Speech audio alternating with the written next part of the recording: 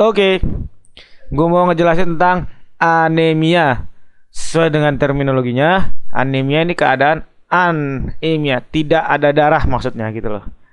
Ya, jadi nanti apa sih keadaan di mana kita tuh seakan-akan nggak ada darah itu seperti walaupun ada darahnya, cuman perfusinya tuh nggak kuat ke jaringan, seakan-akan jaringan tuh nggak dapat perdarahan gitu loh. Jadi anemia. Jadi mungkin kelihatan pucat lah segala macam lah ya gitu. Nah anemia itu sangat luas bro, luas banget. Jadi kita nggak bisa sebut anemia itu gejala gitu enggak. Ini emang suatu kondisi yang sangat luas bisa disebabkan berbagai macam hal. Jadi klasifikasinya juga banyak. Oke kita mulai aja. Nah definisi dari anemia itu adalah deficiency in the oxygen carrying capacity of the blood due to a diminished erythrocyte mass. Jadi kekurangan dalam kemampuan kapasitas membawa oksigen. Jadi berkurangnya kapasitas dalam membawa oksigen dikarenakan oleh berkurangnya massa dari eritrosit. Jadi berkurangnya ketidakmampuannya si darah untuk berkurangnya kapasitas si darah untuk mengangkut oksigen dikarenakan berkurangnya massa dari eritrosit. Nah, ini bisa disebabkan oleh kehilangan eritrosit. Contohnya seperti bleeding. Ya, ini anemia hipovolemik. Ya, eritrosit loss, kehilangan eritrosit. Terus berkurangnya produksi eritrosit. Nah, kita tahu yang namanya eritropoietin yang dibentuk di ginjal. Catat nih ya. Eritropoietin yang dibentuk oleh ginjal itu nanti akan merangsang sumsum tulang untuk mensintesis eritrosit.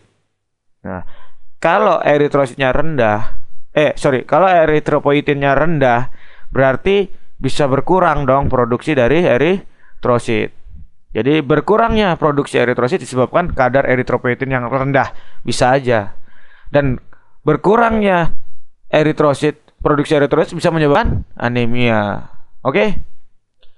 Terus decrease marrow response tuh. Nah, mungkin eritropoietinnya nggak rendah, cukup kadarnya bagus, tetapi sumsum tulang tidak berespons terhadap eritropoietin tersebut. Itu juga bisa menyebabkan produksi eritrositnya berkurang, akhirnya menyebabkan anemia.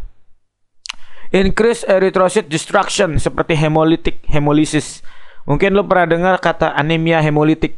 Itu anemia yang terjadi karena sel darah merahnya tuh pecah-pecah semua.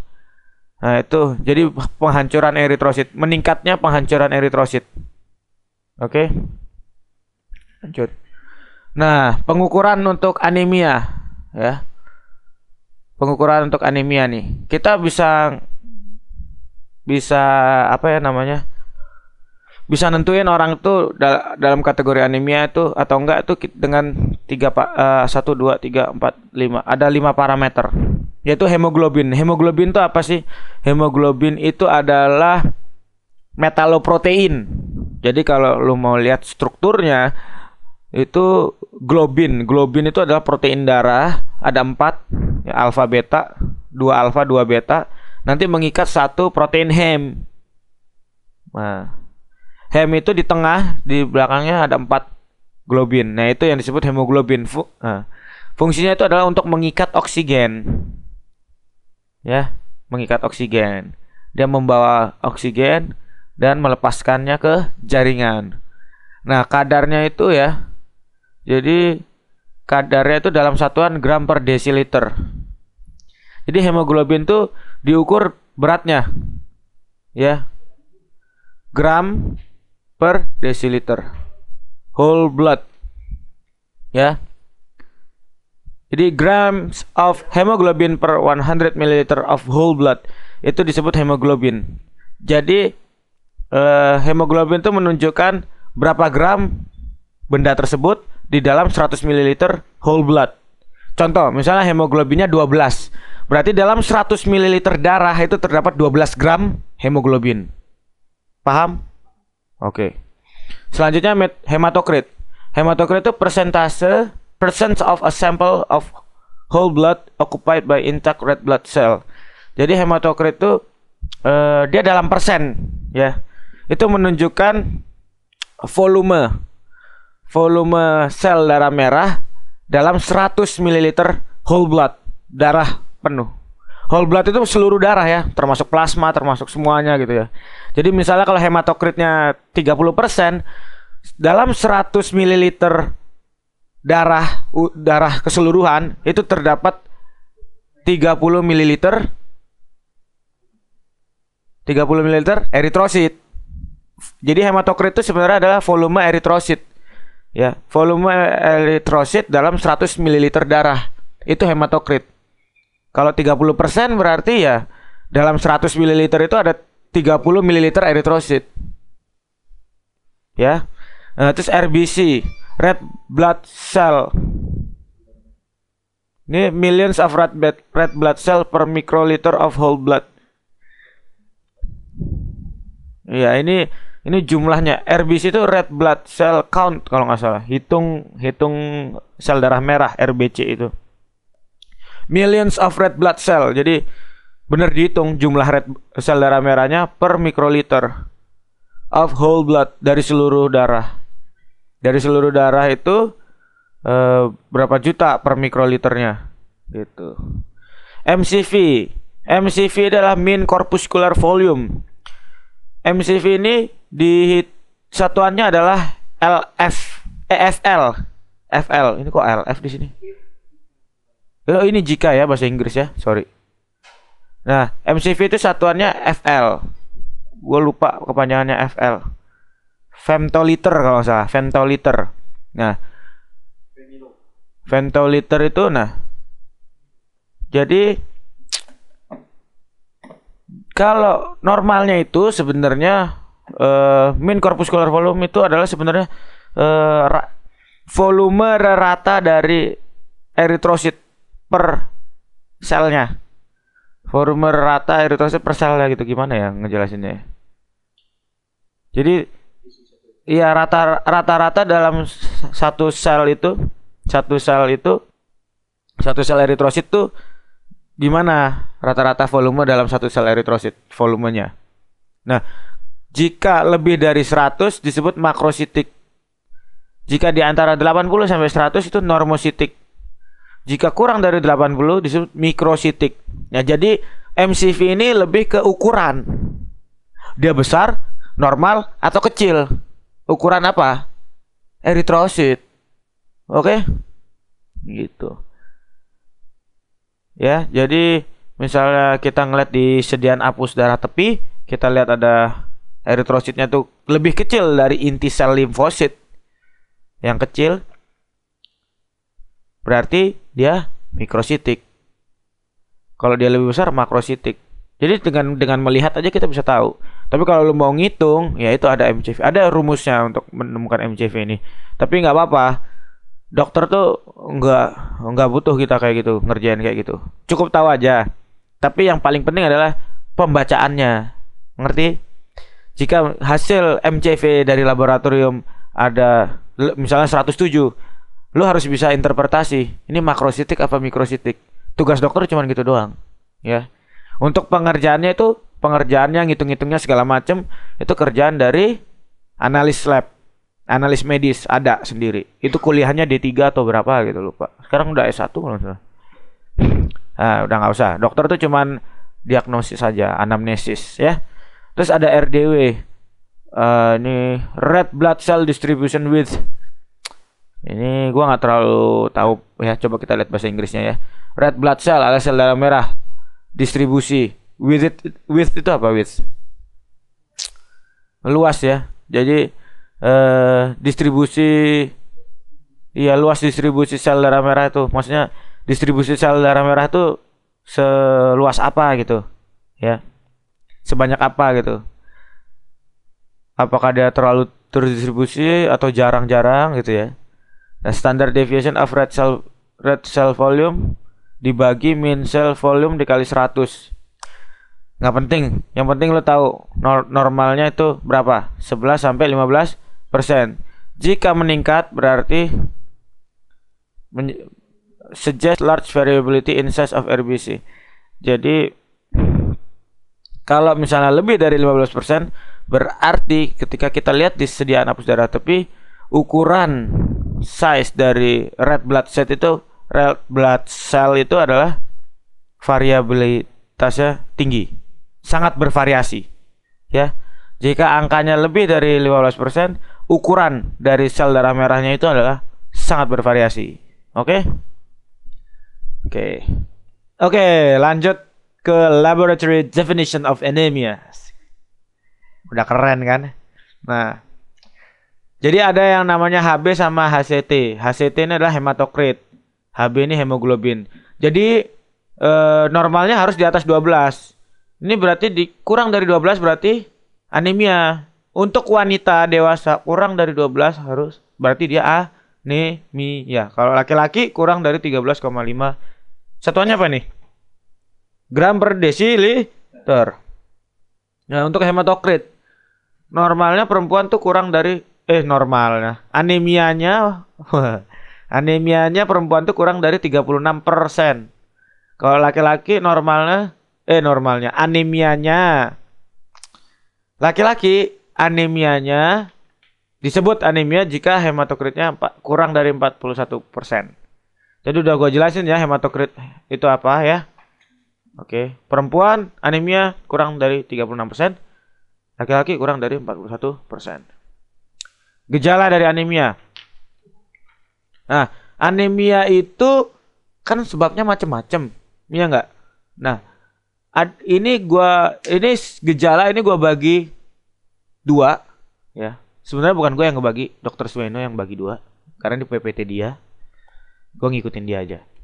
Jadi anemia itu dibagi dua, gejalanya berdasarkan jika dia kekurangan oksigen dan berkurangnya volume. Anemia yang disebabkan oleh oksigenasi yang kurang dan anemia yang disebabkan oleh berkurangnya volume darah. Oke. Nah, pertama untuk yang berkurangnya oksigenasi adalah exertional dyspnea. Terus dyspnea at rest. Fatigue itu lelah. Bounding pulse, lethargy, confusion. Waduh, ini bahasa Inggris semua nih. Cari sendiri aja ya. Ya intinya lu ngerti bahasa Inggris. Gue nggak ngerti sih. Dyspnea apa dyspnea? Iya, nggak bisa bernafas ketika istirahat, ya kan? Exertional dyspnea. Dyspnea nggak bisa, sulit. Sebenarnya dis itu artinya sulit bernafas ketika beristirahat, sulit bernafas ketika exertional. Fatigue itu lelah, bounding pulse itu denyut yang bounding ya, yang lompat-lompat kali. Bouncing itu salah, bounding itu apa ya? Gua kurang tahu juga. Coba nanti mau cari sendiri ya. Terus lethargy ini gua nggak tahu. Confusion tuh bingung. Jadi anggap aja gini aja deh. Orang kekurangan oksigen, ya nggak? Oksigen penting kan buat otak kan? Terus gimana orang yang kekurangan oksigen? Pasti dia akan gelieng, ya kan? Terus hilang kesadaran, pelongo-pelongo, ya. Kalau makin lama makin berat, ntar pingsan makin lama makin berat, koma, ya.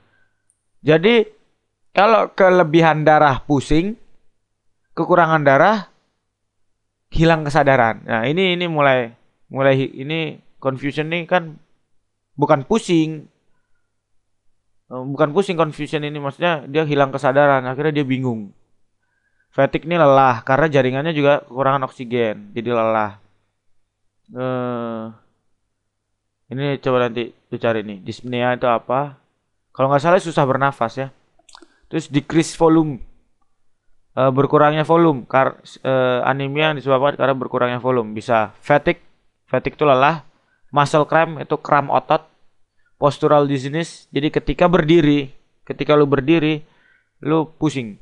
Dizziness itu kayak vertigo gitu, kayak antara lu yang ngerasa diri lu muter-muter atau keliling lu yang muter-muter terhadap lu. Itu dizziness. Terus syncope itu artinya pingsan. Oke? Jadi kalau misalnya orang decrease volume, misalnya orang berdarah hebat gitu, pasti dia pingsan. Shock hypovolemic.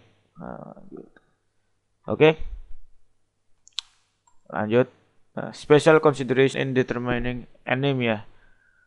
Acute bleed, perdarahan akut. Ya, drop in hemoglobin atau hematokrit may not be shown until, jadi drop HGB sama hematokrit yang drop itu mungkin tidak akan kelihatan sampai 36 sampai mulai dari 30 sampai 48 jam setelah perdarahan akut. Walaupun pasien itu akan hipotensif. Jadi nggak kelihatan. Dropnya walaupun dia nih perdarahan akut nih ya, selama 36 sampai 48 derajat, 36 sampai 48 derajat tuh nggak kelihatan drop HGB sama hematokritnya, jadi nggak kelihatan. Nah, jadi setelah 48 tuh baru ketika lu cek hemoglobin sama hematokritnya mulai ada perubahan di atas 48 jam. Ya, kalau nggak ditolong perdarahan akutnya. Jadi kalau orang berdarah hebat akut, tungguin aja selama 36 jam sampai 48 jam itu sebenarnya langsung bawa ke rumah sakit. Kalau lu biarin lebih dari ini, wah mati bisa. Ya. Nah, terus pregnancy, kehamilan. Trimester ketiga ya, pada trimester ketiga sel darah merah dan volume plasma itu expand itu meluas, meningkat 25 sampai 50%. Jadi pada trimester ketiga RBC itu apa? Jumlah sel darah merahnya itu meningkat 25% dan volume plasmanya meningkat 50%. Paham ya?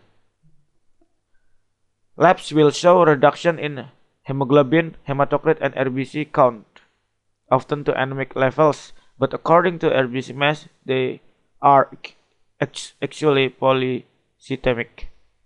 Jadi, pemeriksaan lab akan menunjukkan penurunan hemoglobin, hematokrit, dan hitung jumlah sel darah merah. Biasanya menunjukkan level anemia. Tetapi according to RBC mass, menurut berat dari sel darah merah, mereka hanyalah polycythemia. Ya. Jadi berbagai macam poli itu banyak, cyst itu sel, mia itu darah, jadi banyak sel, jadi berbagai macam sel yang ada di dalam darah itu. Jadi sebenarnya normal, cuman jadi pada kehamilan itu mungkin hasil lab itu akan menunjukkan penurunan hemoglobin, hematokrit, dan hitung sel darah merah, tetapi dia akan menunjukkan penurunan itu sampai ke level anemia, tetapi itu nggak bahaya, itu normal ya, karena berat masanya tuh nggak berubah ya, berat massa dari sel darah merah. Volume depletion. Patients who are severely volume depleted may not show anemia until after rehydrated. Jadi pasien-pasien yang volumenya berkurang secara parah, severe, dia tidak akan menunjukkan tanda-tanda anemia sampai dia di rehidrasi. Rehydrated. Maksudnya rehydrated itu ditangani gitu loh. Jadi dehidrasi, nggak ada air. Hidrasi kan air kan. Hidrasi itu mengairi gitu loh. Saya menghidrasi tanaman, ya saya mengairi gitu loh. Dehidrasi saya tidak mengairi sehingga kering. Gitu. Rehidrasi diairi lagi gitu maksudnya. Jadi pasien-pasien yang volumenya sangat berkurang secara parah itu tidak akan menunjukkan tanda-tanda anemia sampai dia direhidrasi kembali, ditangani. Paham? Bukan transfusi. Rehidrasi itu maksudnya dikasih minum, diinfus air gitu loh. Ya.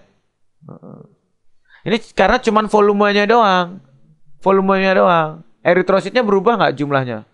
Enggak. Kadang-kadang orang dehidrasi itu kan cairannya keluar semua. Ya enggak?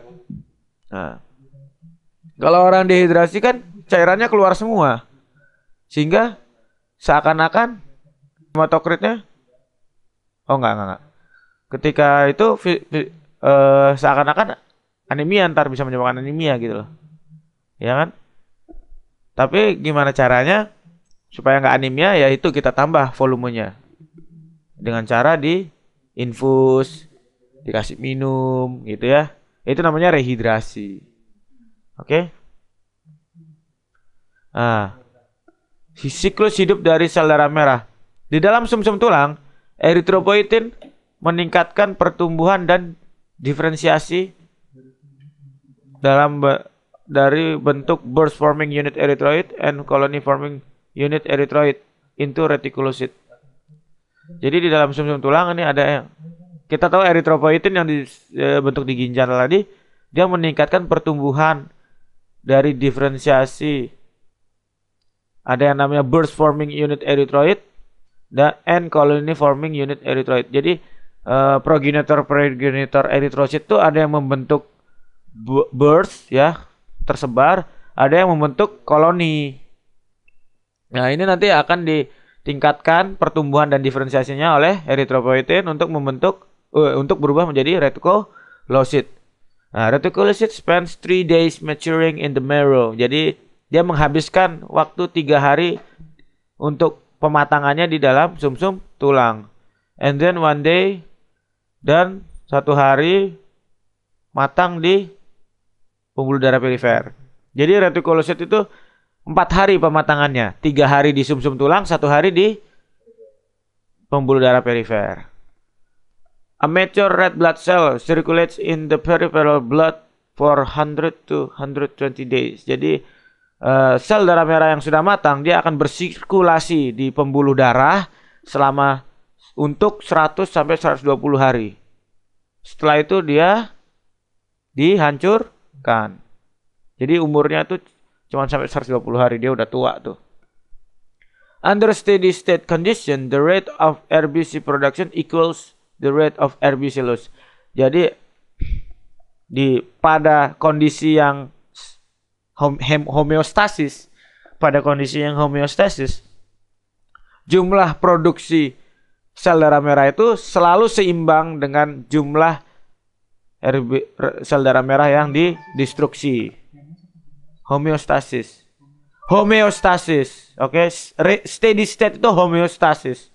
Hemostasis itu perhentian darah. Beda. Ya, beda itu. Ini dulu nggak ada hubungannya. Emang sih hemostasis, tapi bukan di sini. Kita ngomongin darah. Jadi pada steady state atau homeostasis, ya keadaan fisiologis, itu jumlah atau kita bilang kondisi normalnya ya. Jumlah sel darah merah, produksi sel darah merah itu selalu sama dengan jumlah sel darah merah yang hilang. Jadi selalu seimbang gitu. Kalau keseimbangan ini tidak dijaga bisa terjadi penyakit. Nah, ini kita lihat nih. Ini kalau lihat nih apa nih? Trombosit, Peter. Yang ini? Eritrosit. Yang ini? Limfosit. Coba lu lihat. Iya, normalnya eritrosit itu normalnya nih dia harus sebesar inti limfosit. Nah, ini berarti normositik, makrositik apa mikrositik? Normositik. Nah, ini normal peripheral smear. Smear itu adalah apusan. Smear itu bahasa Indonesia apusan. Jadi ini maksudnya normal SADT itu kayak gini. Kalau lu perhatiin, putih-putih yang ada di tengah ini normalnya dia adalah 1/3 diameter dari eritrosit. Kalau misalnya dia luas membentuk sel anulus, berarti dia anemia ya. Hemoglobinnya pasti rendah. Oke. Penyebab anemia, erythrocyte loss. Nah, jadi penyebab anemia itu bisa dari kehilangan eritrosit. Kehilangan eritrosit melalui apa? Perdarahan. Perdarahan bersifat 2, kronik dan acute.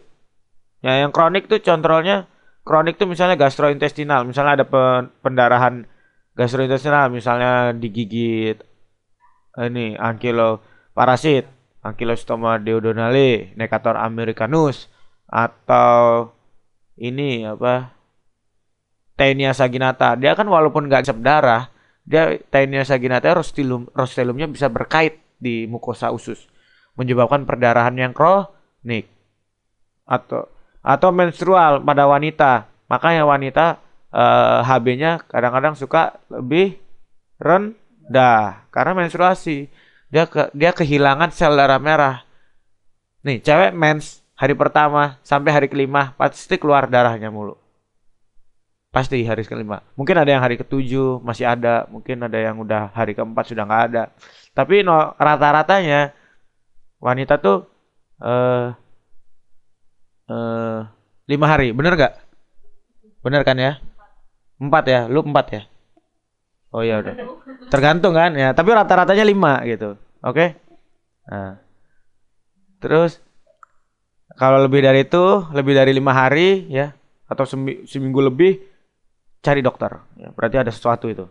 Nah gitu. Jadi wanita itu kan setiap bulannya kehilangan darah, makanya hemoglobin wanita itu cenderung lebih rendah. Itu normal.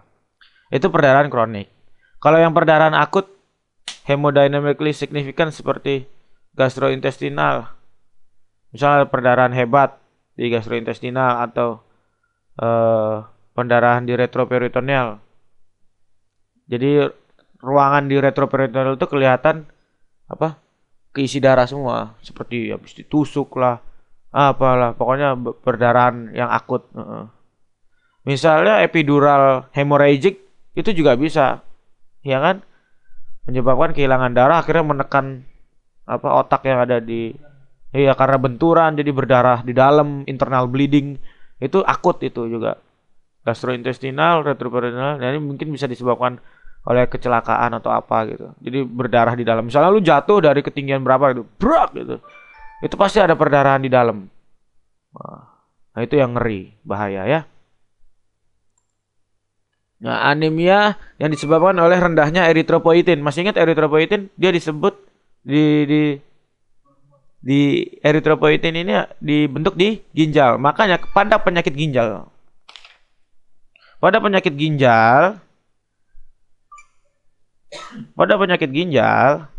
ya, itu kadar eritropoietin bisa rendah karena ginjalnya rusak misalnya, ya kan? Eritropoietin kan dibentuk di ginjal.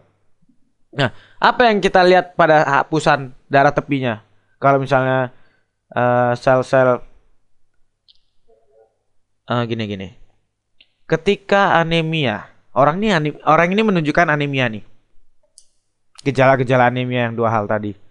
Begitu kita minta itunya, darahnya, terus kita lihat SADT, tapi normal. Iya, nggak ada burusel, normal seperti kayak hapusan darah orang normal. Normokromik, normositik. Apa yang ada di otak lu berarti? Pembuatannya di stop. Jadi jumlahnya yang sedikit. Bener nggak? Nah, siapa yang mempengaruhi produksi eritrosit? Eritropoietin.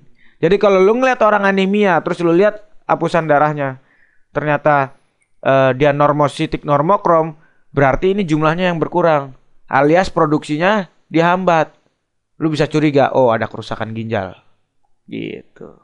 Oke? Terus lu lihat juga retikulosit tuh juga rendah. Retikulositnya apa sih, Bro? Nah, retikulosit itu adalah fase sebelum maturnya si eritrosit. Jadi dia tuh kalau kita warnain dengan new crescil blue, itu kita bisa ngelihat ada pecahan fragmen-fragmen dari inti. Nah, jadi seharusnya retikulosit ini ada di sumsum tulang. Cuman karena anemia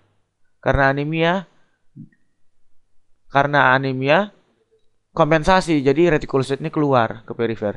Cuman karena eritropoietin nggak ada yang merangsang pembentukan eritrosit dong. Retikulosit kira-kira keluar nggak? Ya enggak. Makanya ketika lu ngelihat anemia nih, orang anemia, lu lihat sediaan hapus darah tepinya, normalnya seharusnya ada retikulosit. Tapi ini kok nggak ada. Berarti ada kerusakan pembentukan si eritrosit. Oke? Siapa? Retikulosit kalau emang anemia ada di perifer. Heeh. Normalnya, normalnya retikulosit ini pada orang anemia itu ada karena apa? Kompensasi. Paham nggak? Ya. Jadi karena dia anemia, sumsum tulang itu kompensasi mengeluarkan retikulosit yang belum matur segera dikeluarkan karena untuk mengkompensasi itu. Cuman masalahnya eritropoietinnya yang nggak ada. Iya kan? Pembuatan eritrositnya ditekan, otomatis retikulosit kebentuk nggak? Enggak. Jadi lu ngelihat anemia, logika lu apa? Wah, anemia seharusnya retikulosit ada. Ini kok nggak ada? Oh, berarti kekurangan perangsang. Perangsangnya apa, bro? Eritropoietin. Oke?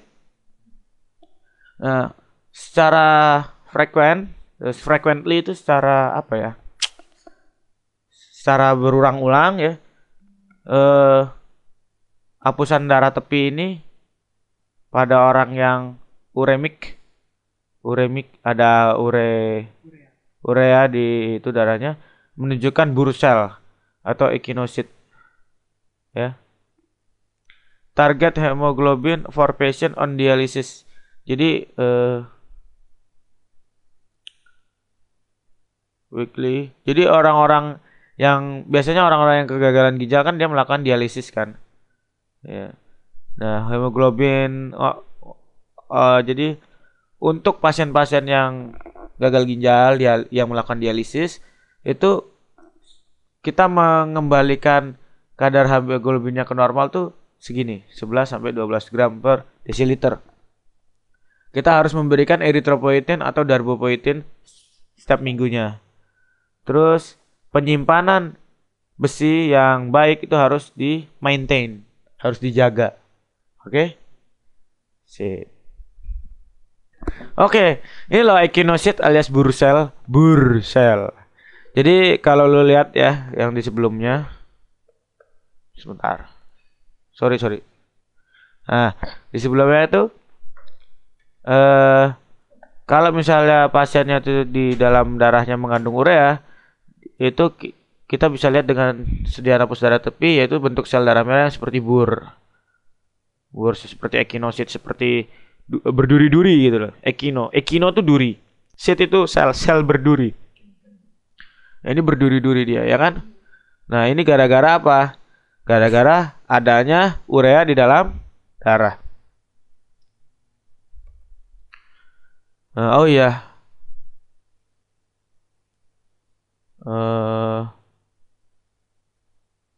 Gue mau ngomong sedikit tentang eritropoietin. Lu pernah denger doping darah nggak? Pernah ya. Doping darah itu biasanya dipakai oleh atlet-atlet. Nah, doping darah yang dipakai itu biasanya EPO. EPO ini adalah eritropoietin sintetik. Fungsinya untuk memacu sumsum tulang kita untuk membentuk lebih banyak eritrosit. Nah, kenapa dipakai para atlet? Supaya saturasi oksigennya tinggi. Dia mengharapkan saturasi oksigen tinggi sehingga dia kuat lari, kuat ini segala macam. Paham ya? Nah itu dia. Nah itu curang nggak kayak gitu? Curang. Oke? Dan asal lo tahu selain eritropoietin merangsang sumsum tulang untuk membentuk eritrosit lebih banyak, dia juga merangsang limpa, lien, untuk memompa cadangan eritrosit yang disimpan di dalamnya. Sebrot dia kontraksi sehingga eritrosit banyak yang keluar ke perifer. Ketika aliran ke ginjal rendah, eritropoietin dilepaskan oleh ginjal. Jadi ketika aliran darah ke ginjal itu rendah, eritropoietin tuh bakal dilepaskan oleh ginjal. Paham? Kapan aliran darah ke ginjal rendah? Ketika lu perdarahan hebat, ya kan? Habis gitu ketika ada sumbatan di arteri renalis, ya, dan macam-macam. Hipotensi juga bisa, oke? Oke. Nah, anemia anemia dikarenakan berkurangnya respon terhadap eritropoietin.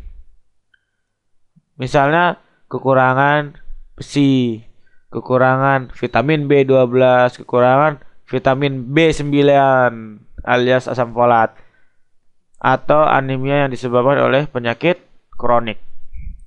Jadi eritropoietinnya ada, tapi respon terhadap eritropoietin tersebut oleh sumsum tulang itu berkurang.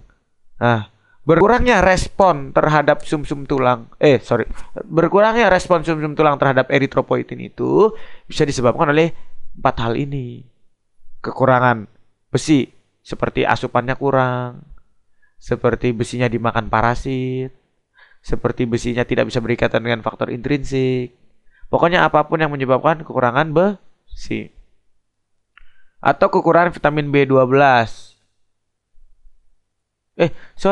Faktor intrinsik tadi gue bilang untuk mengikat iron ya. Salah. Faktor intrinsik itu fungsinya mengikat vitamin B12, maaf banget. Ya, salah. Jadi faktor intrinsik yang dikeluarkan sel parietal lambung itu fungsinya mengikat vitamin B12 supaya bisa diserap di ileum. Oke, paham ya? Masuk ke sirkulasi enterohepatik.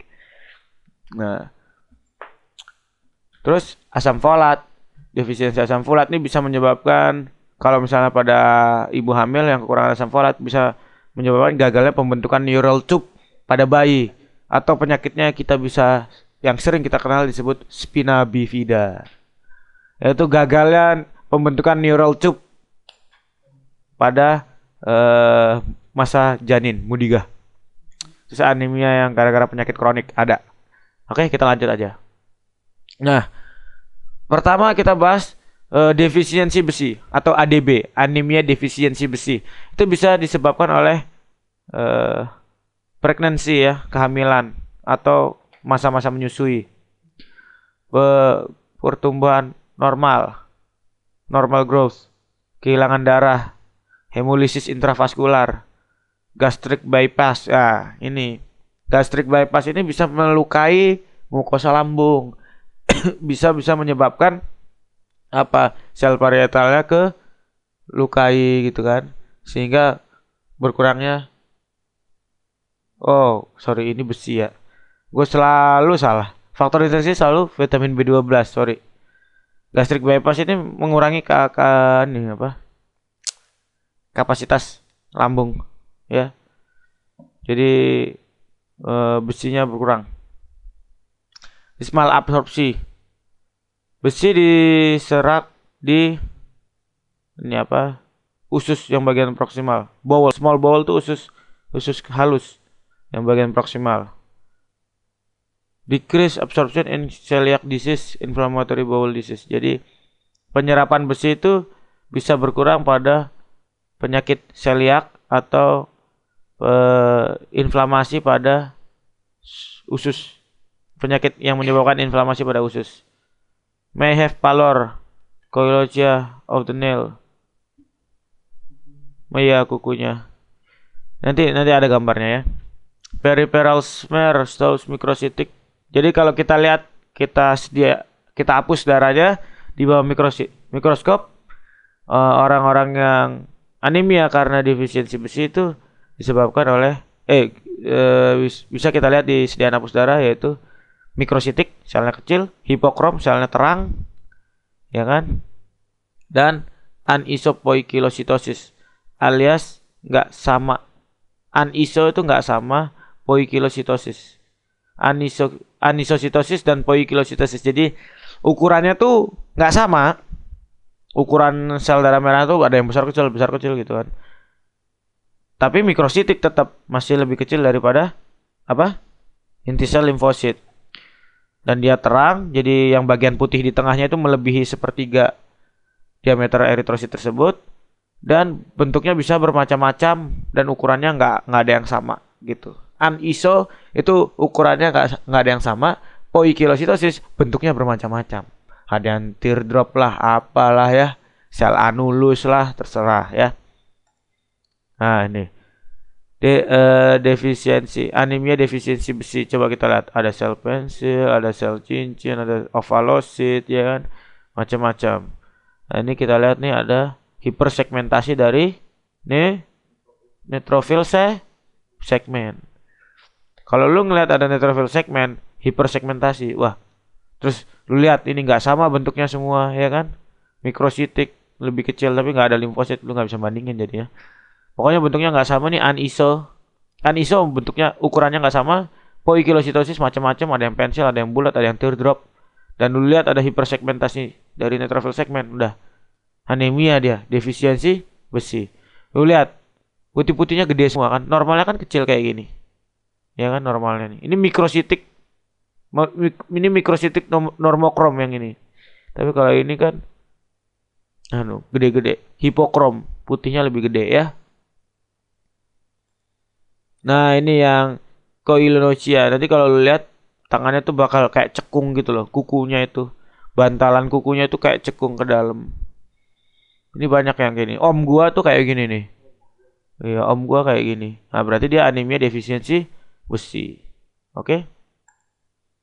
Nah, pemeriksaan labnya ada serum iron SI, total iron binding capacity TIBC, sama serum ferritin.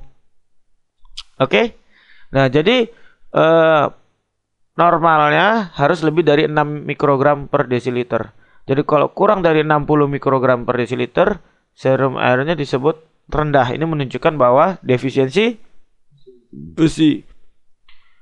Jadi terus kalau kita lihat total iron binding capacity-nya meningkat lebih dari 360 mikrogram per desiliter. Pasti lo bingung. Serum ironnya rendah tapi kok TIBC-nya meningkat. Lu bayangin angkot. Lu bayangin angkot. Angkot itu seperti transferin. Terus besinya itu adalah orang-orang yang masuk di dalam angkot tersebut. Sekarang gue mau tanya. Ketika orang lagi sedikit gak pengen naik angkot, kira-kira angkotnya banyak yang kosong gak? Kapasitasnya bertambah dong. Nah itu ya logikanya di situ. Ketika serum ironnya rendah, berarti kadar besi di dalam darah rendah kan? Kira-kira ya si transferin yang fungsinya buat mengikat besi tadi banyak yang kosong dong. Berarti kapasitasnya meningkat dong lebih dari normal. Bener nggak? Gitu, ya oke? Nah, sekarang serum ferritin. Ferritin tuh ada dua jenis. Jadi ferritin tuh ada yang di dalam sel, ada yang di dalam darah. Nah, ferritin yang di dalam darah ini rendah kadarnya. Lihat, ukurannya sampai nanogram. Mikrogram ini 10 pangkat min 6. Ini nanogram 10 pangkat min 9. Jadi sebenarnya ferritin yang ada di dalam darah itu rendah sekali. Kalau kurang dari 20 nanogram mililiter udah ini banget udah rendah banget gitu loh, ya. Ini can be falsely normal in inflammatory state. Pada kondisi inflamasi kita bisa salah mengetahui gitu loh. Can be falsely understand ya. Jadi kita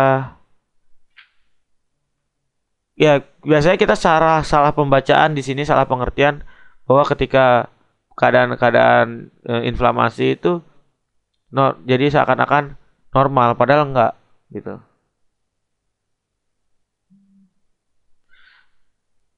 Falsely normal, salah. Can be falsely normal seharusnya nggak normal. Jadi seharusnya kita kira normal gitu ya. Kita kira normal, padahal itu dalam keadaan inflamasi. Sebenarnya nggak normal, tapi karena keadaan inflamasi jadi normal gitu. Kadang-kadang suka salah baca ya. Sebenarnya nggak normal, cuman gara-gara keadaan inflamasi jadi normal. Jadi salah interpretasi. Biasanya gitu di situ. Ini treatment penanganan dari defisiensi anemia defisiensi besi. Kita pakai garam besi oral. Contohnya adalah ferrosulfat 325 mg per oral. Kini apa nih? D. Poskunam maksudnya nih. Oh. Ini PO bukannya per oral ya? Q itu apa Q? Pokoknya 320 mg per hari gitu aja ya.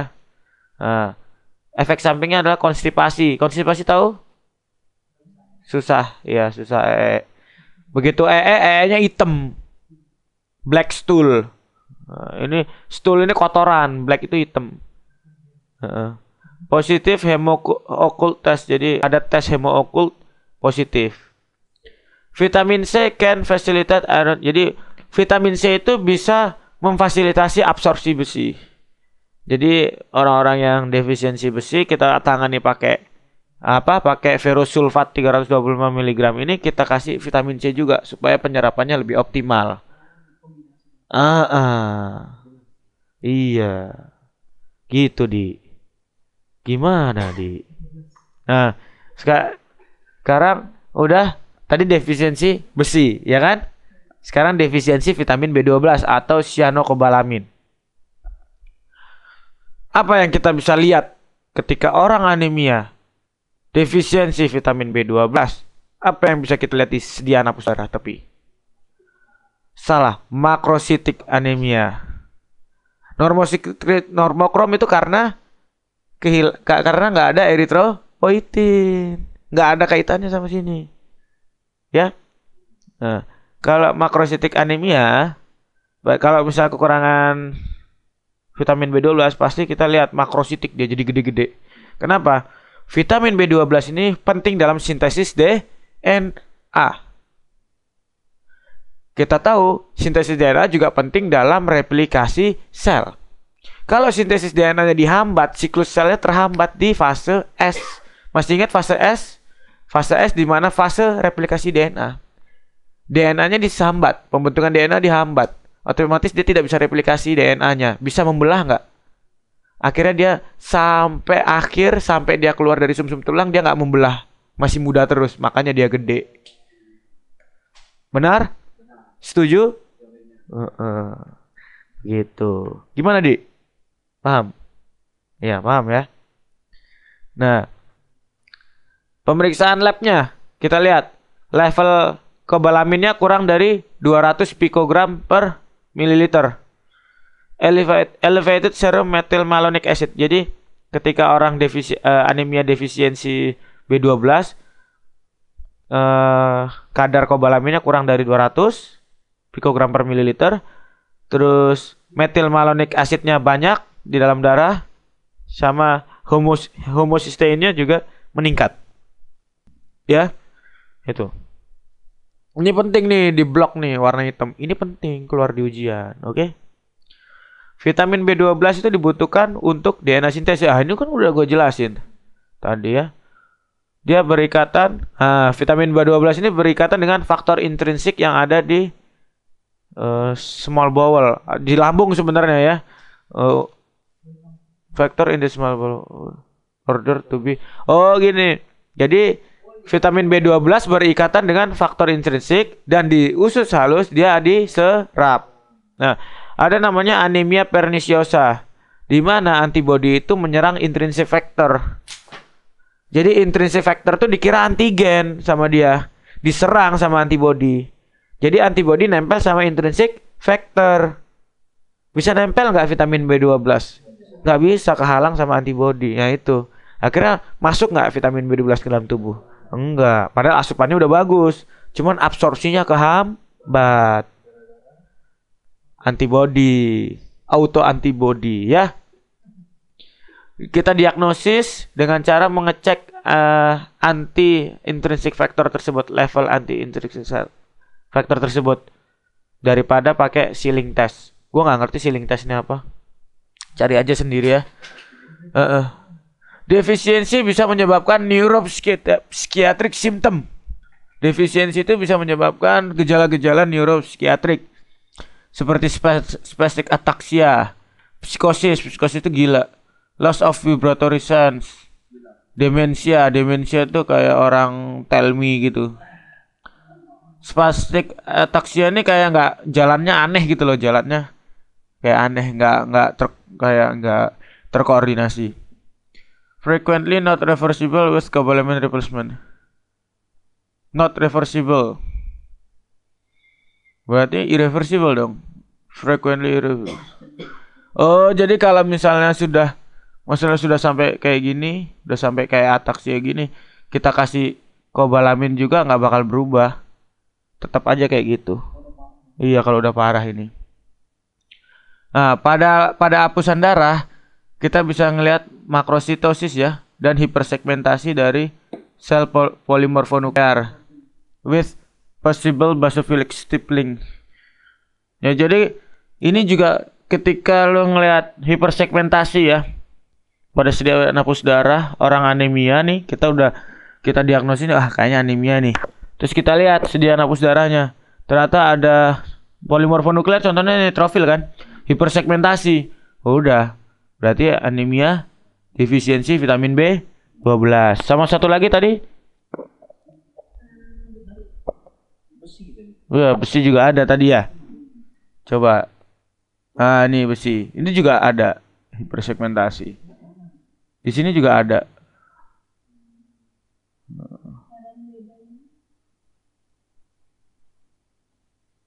Nah, kan ini coba kalau lihat di sini sel-selnya gimana?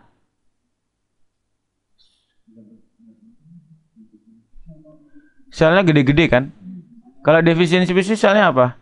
Kecil-kecil gitu bedainnya. Oke? Kalau sel yang defisiensi besi pasti mikrositik hipokrom. Kalau di sini pasti makrositik. Oke? Bener gak? Nah, nih hipersegmentasi nih ya. Hipersegmentasi ini makrositik dia membesar sel darah merahnya. Penanganannya nih orang yang kekurangan anemia kekurangan vitamin B12 1000 mikrogram secara intramuskular setiap bulannya. Jadi kita kasih vitamin B12 injeksi 1000 mikrogram melalui intramuskular setiap bulannya atau memberikan vitamin B12 1000 sampai 2000 mikrogram per oral tiap harinya. Oke? Ya. Hafalin itu, keluar di ujian. Nah ini. Sekarang defisiensi asam folat atau vitamin B9. Makrositik juga anemia. Pemeriksaannya folatnya rendah. Folatnya rendah, kadar folatnya rendah. Terus meningkatnya serum homocysteine. Bukan homocysteine ya, beda lagi nih homocysteine. Homocysteinnya meningkat di dalam darah. Methylmalonic acidnya normal. Jadi lu ngeliat pemeriksaan darah nih. Jadi lu lihat sediaan hapus darah tepi nih, makrositik selnya. Terus lu lihat hasil labnya methylmalonic acidnya normal. Berarti lu diagnosisnya anemia defisiensi apa? Asam folat. Kalau pada anemia defisiensi vitamin B12 methylmalonic acidnya tinggi. Oke? Paham ya? Sering terjadi dengan often occurs with decreased oral intake, increased utilization or impaired absorption of folate. Jadi sering terjadi karena asupannya kurang. Terus peningkatan utilisasinya apa? Peningkatan pemakaiannya sama terganggunya penyerapan dari asam folat tersebut. Nah, nih, folate is normally absorbed in duodenum. Jadi secara normal asam folat itu diserap di duodenum dan proksimal dari yeyunum. Defisiensi ditemukan pada penyakit celiac disease ya, penyakit celiac, regional enteritis, jadi enteritis regional nggak semuanya, sama amyloidosis. Nah, ini cari sendiri dah penyakitnya apa ya. Deficiency frequently in alcoholics because enzyme required for deglutamation of folate is inhibited by alcohol. Jadi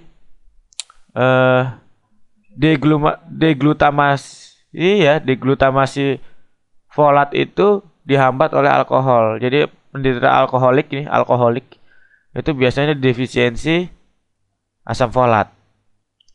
Lu ngeliat nih labnya methylmalonic acidnya normal. Lu lihat nih orang nih. wah pucat mukanya nih, anemia. Terus yaudah, sediaan hapus darah tepi. Berat, gede-gede, makrositik. Cek labnya, metil malon asidnya normal nggak? Normal. Terus tanyain, Mas, kebiasaannya apa Mas? Saya suka minum bir. Oh ya udah, berarti apa? Defisiensi folat. Jadi lu tahu, ya kan? Treatment yang akan lu berikan apa gitu. Nanti kita bahas treatmentnya apa. Nah, terus defisiensi often found in pregnant women. Jadi defisiensi asam folat itu bisa ditemukan pada wanita hamil. Person with discomating skin disorder, patient with sickle cell anemia, and other conditions with rapid cell division and turnover.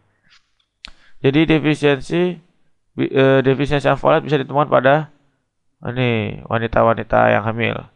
Terus orang-orang dengan penyakit diskwamasi kulit dan penyakit sickle cell anemia. Orang yang sickle cell anemia ini selain herediter juga otomatis dia kekurangan asam folat juga bisa ditemukan di situ. Ini pada hapusan darahnya terlihat makrositik ya dengan hipersegmentasi neutrofil. Berarti sama dong sama yang ini. Hipersegmentasi intinya ya anemia itu. Oke? Nah, ini sama. Folat defisiensi sama ini gambarnya sama ya. Ya, intinya sama, cuman kadar metilmalonic acidnya yang beda. Kalau di folat normal, kalau di defisiensi B12 tidak normal. Alias tinggi ya. Oke. Nah, treatmentnya apa nih kalau orang yang defisiensi folat? Folat, kita kasih asam folat 1 sampai 5 mg per oral tiap harinya ya. Vitamin B12 deficiency must be excluded in folate deficient patient because supplemental of folate can improve the anemia of vitamin B12 deficiency but not the neurologic sequel.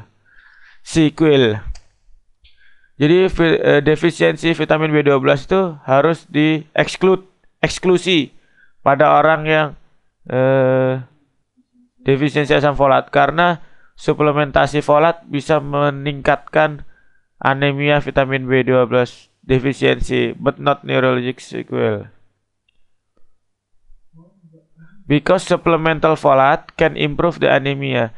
Jadi suplemen asam folat itu juga bisa mengimprove anemia defisiensi vitamin B12, tetapi tidak pada sequel neurologik.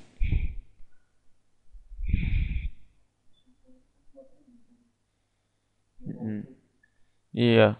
Vitamin B12 deficiency must be excluded in folate deficiency patient. Jadi harus dibedain antara orang yang defisiensi anemia defisiensi vitamin 12 sama asam folat tuh harus dibedain karena suplemen asam folat yang suplemental bisa meningkatkan anemia dari defisiensi vitamin 12.